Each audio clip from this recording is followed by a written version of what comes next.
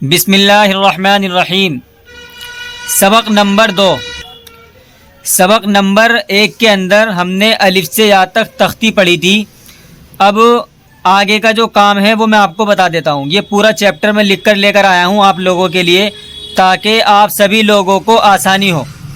سب سے پہلے تو آپ کو یہ تختی پڑھا دینی ہے جیسے میں نے پڑھائی تھی۔ اس کے بعد میں کیا کرنا ہے، آپ کو الف سے لے کے یا تک یہ تختی اگر آپ بچوں کے زبانی یاد کرا دیں گے تو بہت اچھی بات ہے۔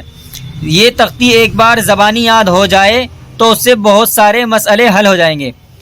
آپ ایک بار ضرور بچوں کو یہ تختی زبانی سنیں۔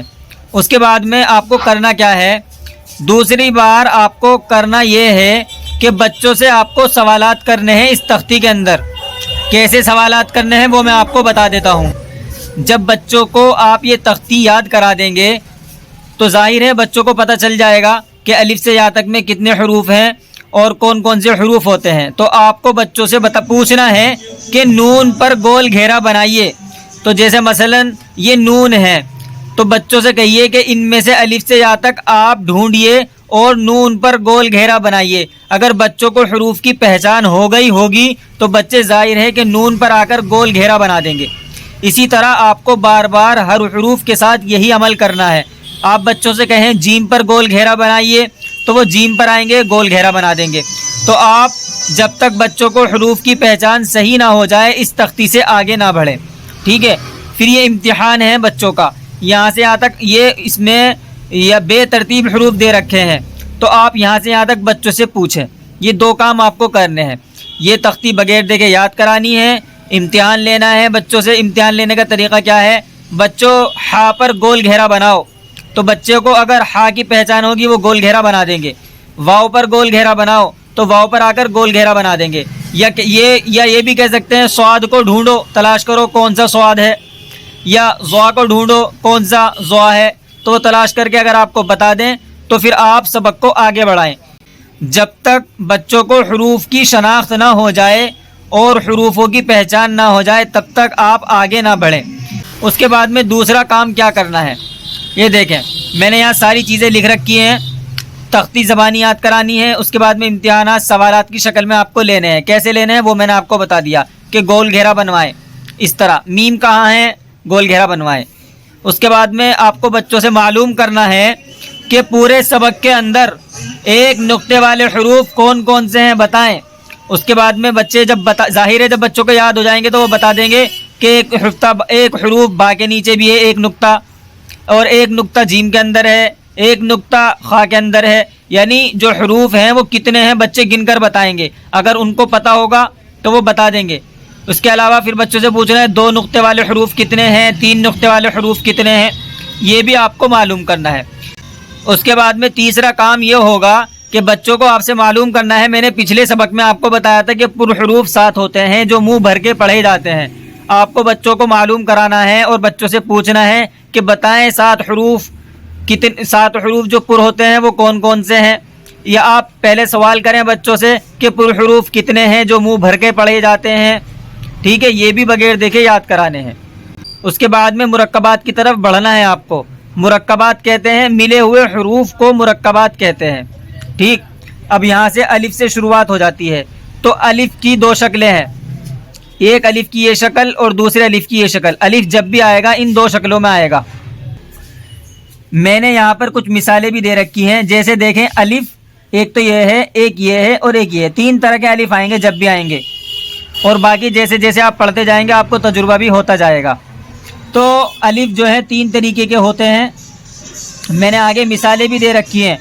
با الف، ایک الف اس طرح ہو گیا، لام الف، ایک الف یہ والا یہ رہا ہو گیا۔ اس کے علاوہ ایک الف ایسا بھی آتا ہے لام الف، لام الف۔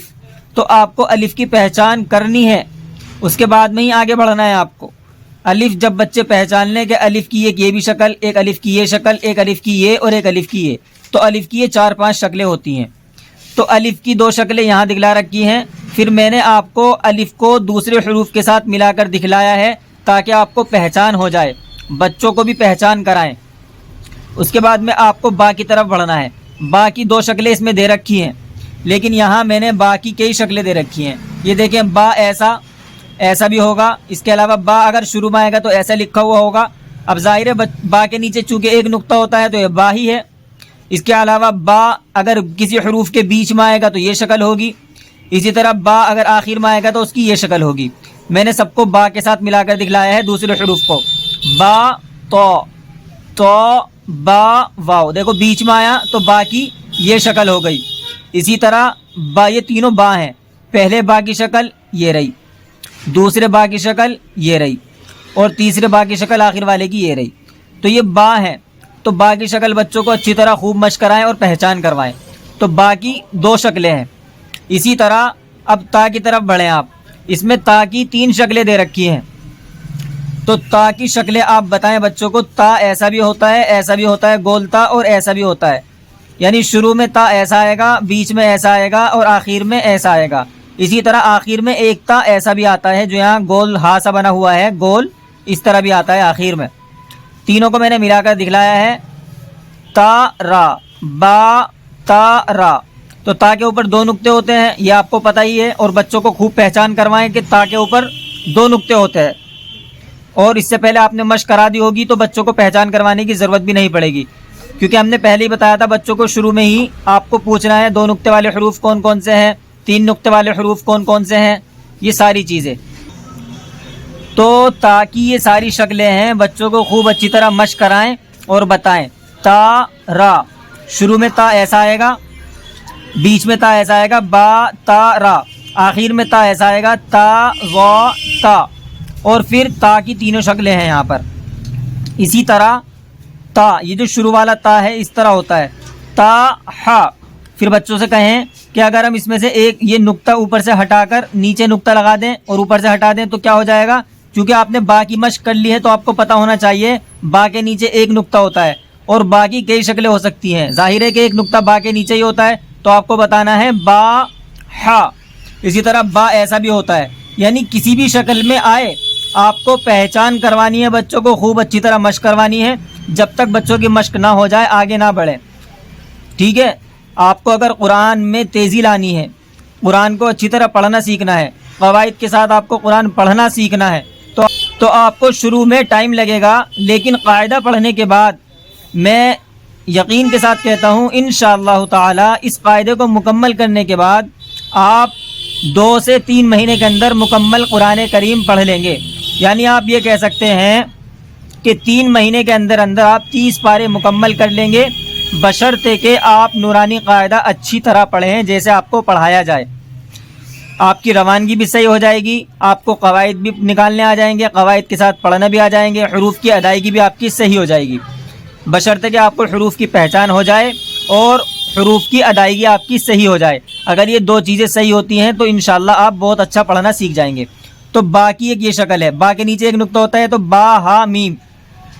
تا، اسی کو اگر اوپر نقطے لگا دیں تو تا بن گیا، تا ہا میم. اسی کو اگر اوپر 3 نقطے لگا دیں تو سا بن گیا، کیونکہ سا کے اوپر 3 نقطے ہوتے ہیں، سا ہا میم.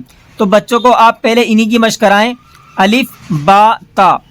سا میں نے یہاں دکھلا دیا ہے، ایک نقطہ با کی جو ہے مشق ہو جائے گی ایک نقطے سے. اسی طرح یہاں سے نقطہ اگر ہٹاتے ہیں اوپر نقطے لگاتے ہیں تو تا کی مشق ہو جائے گی، اور اگر 3 نقطے لگاتے ہیں تو سا کی مشق ہو جائے گی. ان 3 حروف کی مشق کرائیں، انشاءاللہ پھر ہم آگے کی طرف بڑھیں گے. خوب مشق کریں پچھلے سبق کی بھی اور اس سبق کی بھی. السلام علیکم ورحمۃ اللہ وبرکاتہ.